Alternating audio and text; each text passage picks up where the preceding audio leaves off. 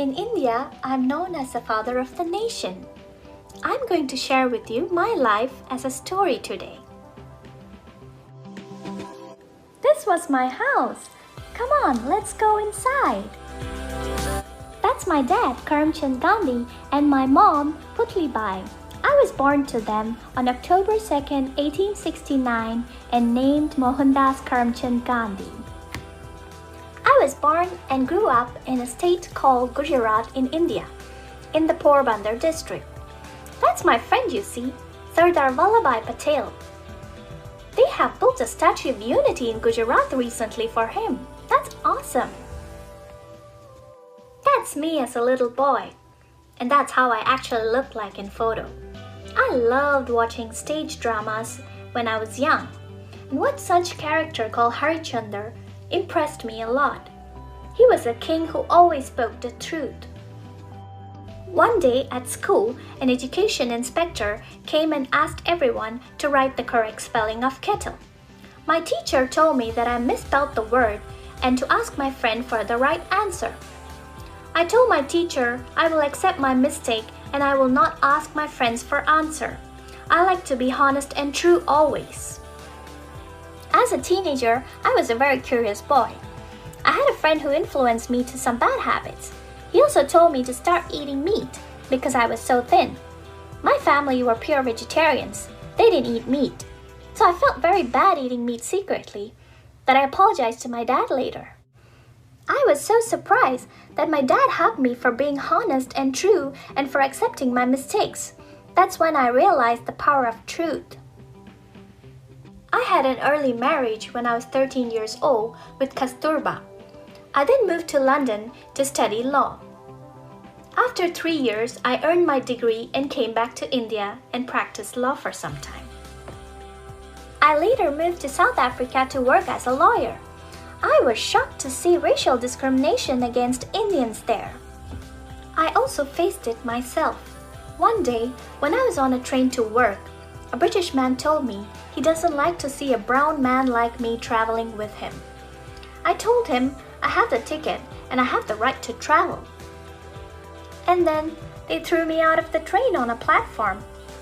I understood if a lawyer is treated like this, what happens to a common man?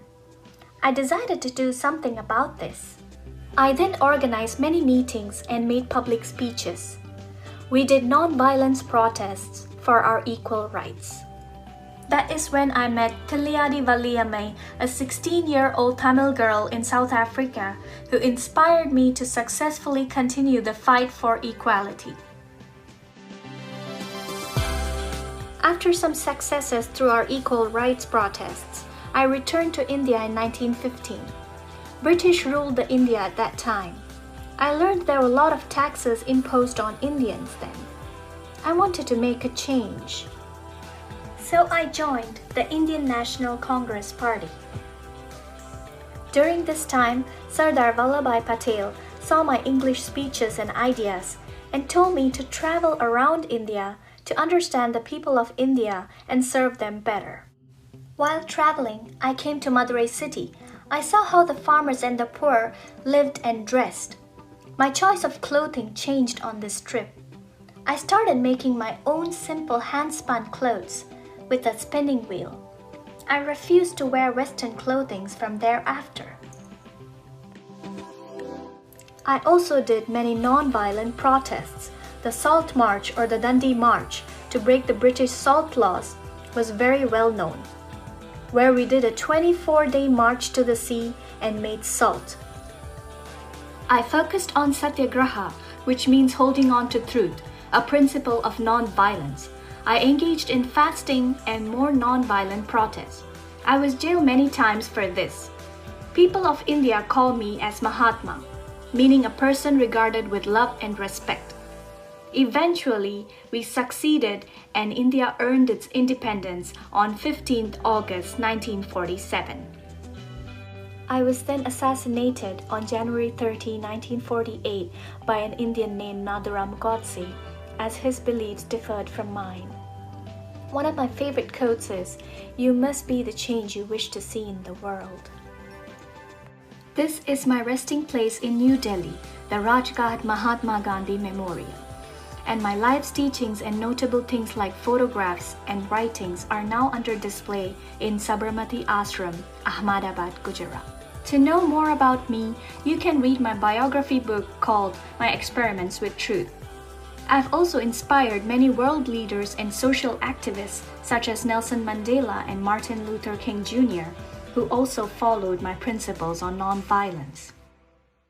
So kids, try to follow these key principles in life. Be true to all, be honest in everything you do, don't get into bad habits, follow nonviolence path to achieve success. And remember the 3 wise monkeys. See no evil, hear no evil, and speak no evil. Well, we have come to the end of my story. Hope you kids enjoyed it.